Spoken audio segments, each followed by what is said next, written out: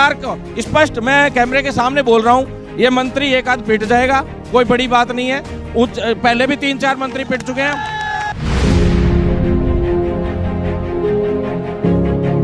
हम नहीं पीटेंगे, जनता पीट देगी। पहले भी 3-4 यूनुस खान जी की गाड़ी फूट गई थी एक बार रास्ते चलते में।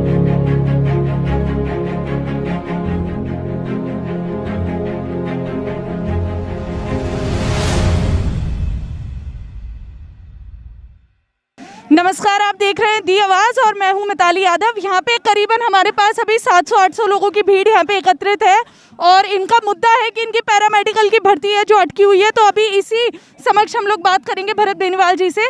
तो भरत बेनीवाल जी, अभी आपका अगला कदम क्या होगा इनको लेकर? मैम, अगला कदम यह है कि अभी हमें वार्ता के लिए सरकार के पास लेके जा रहे हैं। हमारा मैम कोई राजनीतिक और इस तरह का मुद्दा नहीं रहता किसी भी तरीके से। हम साफ सुथरे इस तरीके से, चाहे कांग्रेस हो चाहे बीजेपी हो, दोनों सरकारों के खिलाफ आंदोलन करते हैं। अगर सरकारें बेरोजगारों के खिलाफ गलत तरीके से गलत नियम बना के और गलत तरीके से उन भर्तियों को रोकने का प्रयास करती हैं।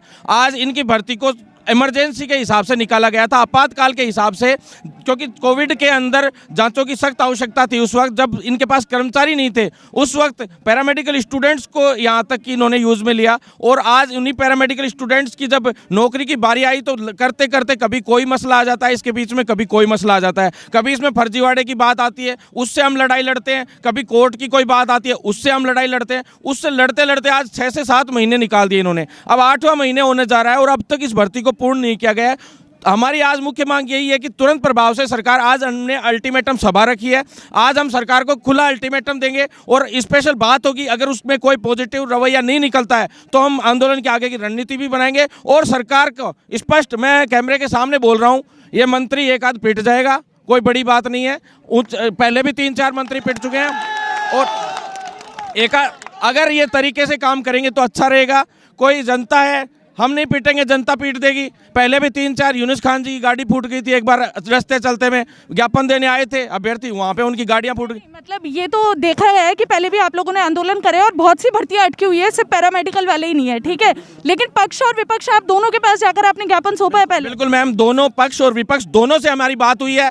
और जो पहले जो इस भर्ती के लिए हम लोग आंदोलन किया था, उस वक्त विपक्ष को भी कहा था, विपक्ष को अभी भी कह रहे हैं हम बार बार कि आप लोग मुद्दा उठाइए, विधानसभा में क्वेश्चंस लगाइए। अगर आप लोग भी हमारा संज्ञान नहीं लेंगे तो आपकी गाड़ियां अलग थोड़ना, आपकी गाड़ियां भी फूट सकती हैं। नहीं, वो तो हम समझ रहे हैं आपकी बात, लेकिन मतलब ये भी बात सामने आई है कि विधानसभा में आप लोगों के प्रत्याशी उतारे जाएंगे, तो उसमें लेकर आपकी नीतियां क्या है कि आप विधानसभा में अपने प्रत्याशी उतारेंगे?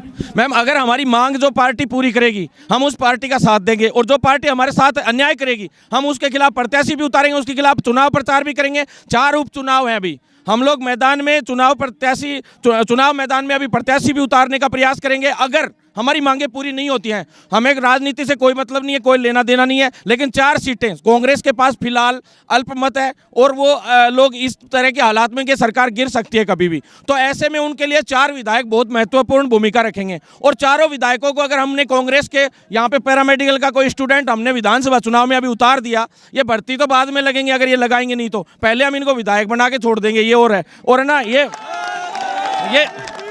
ये हमारे साथी लोग क्या करेंगे जब सरकारें नौकरियां नहीं देंगी? आप 1-1, 2-2, 5-5 लाख रुपए में लोन पे लेके डिप्लोमे करवा देते हो, इन लोगों के पैसे लूट लेते हो, फर्जी पैरामेडिकल कॉलेजेस खुल जाती है, उन पैरामेडिकल कॉलेजेस में फीस जमा कर लेते हैं, कोई पूछता नहीं है, पढ़ाई नहीं होती ढंग से, और फिर आप नौकरियां बाहर के लोगों को देने का प्रयास करते हो। दुकानें यहाँ खोल दी, यूनिवर्सिटियों से बाहर के से डिप्लोमा बना के 90% के मेरिट आधार पर भर्तियाँ होती है और वो लगने का प्रयास होता है। तो इस प्रकार से पारदर्शी पूरी प्रक्रिया रखी जाए, सरकारें स्पष्ट और साफ सुथरे तरीके से इन चीज़ों को क्लियर तरीके से करके और इनकी समाधान करें पैरामेडिकल छात्रों का। एक तो इसमें मुख्य मांग हमारी है कि जो LT और RT की जो भर्ती है ये तुरंत प्रभाव से पूरी करी जाए, इसको काफ़ी समय हो गया। दूसरा, ECG टेक्नीशियन की जो लिस्ट है वो जारी की जाए। तो तीसरा, जो कैडर है वो बनाए जाए, जो कई जैसे BBT के भी है, OT का है और कई ऑप्थेल्मो के हैं और कैथ लैब और कई है इसमें, तो वो कैडर सारे के सारे बनाए जाए।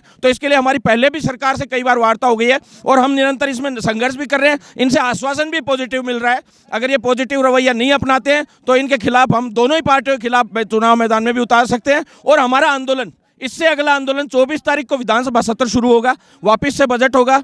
जहां तक हम लोगों के पास इंटरनल सूचना है 10 अप्रैल तक ये विधानसभा सत्र चलेगा।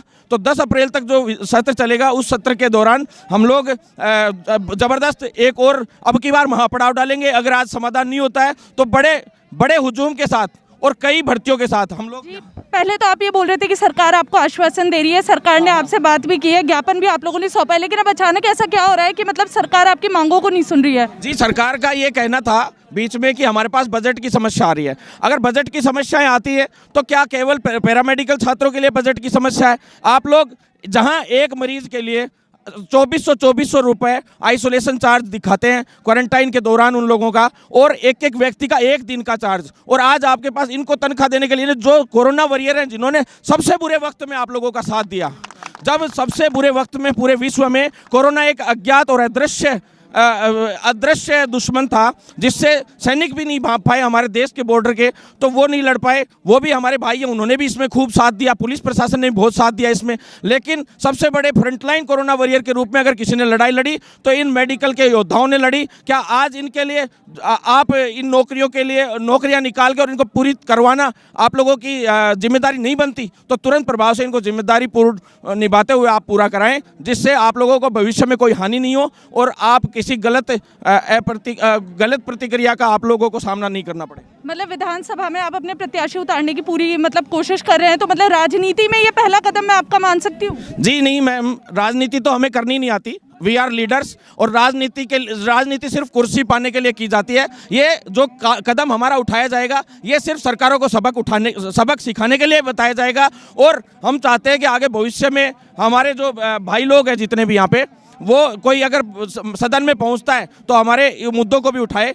इसलिए हम चाहेंगे कि आगे आए, लेकिन उससे पहले अगर मांगे पूरी हो गई तो हम किसी भी प्रकार का किसी भी सरकार के खिलाफ कोई कदम नहीं उठाएंगे। पहले आप किन किन नेताओं के पास गए थे? आपने बोला कि आप पक्ष के पास भी गए, विपक्ष के पास भी गए, तो आप नाम लेना पसंद करेंगे किसी का कि आप किन किन के पास ज्ञापन सौंपने गए थे? बिल्कुल, अब तक हम मुख्यमंत्री जी से लेके चिकित्सा मंत्री जी, सबसे बड़ी बात तो मैं चिकित्सा मंत्री जी के लिए कहना चाहूँगा, चिकित्सा मंत्री जी आपको सबसे ज़्यादा सेवाएं कोरोना वॉरियर्स ने दी, सब तरीके से उन्होंने साथ दिया, और आप उसके बावजूद आप उनके खिलाफ काम कर रहे हैं। तो हमने नगर पालिका चुनाव में भी उनके खिलाफ प्रचार किया, और आप देख लीजिए केकड़ी की क्या हालत हुई, और भविष्य में इसी प्रकार से हमने उनको सबक सिखाया, और भविष्य में इन उपचुनाव में भी सबक सिखाएंगे। प्लस हम लोग चिकित्सा मंत्री जी से मिल लिए, मुख्यमंत्री जी से भी, उप मुख्यमंत्री जी से भी, और विपक्ष के सतीश पुनिया जी से भी मिल चुके हैं।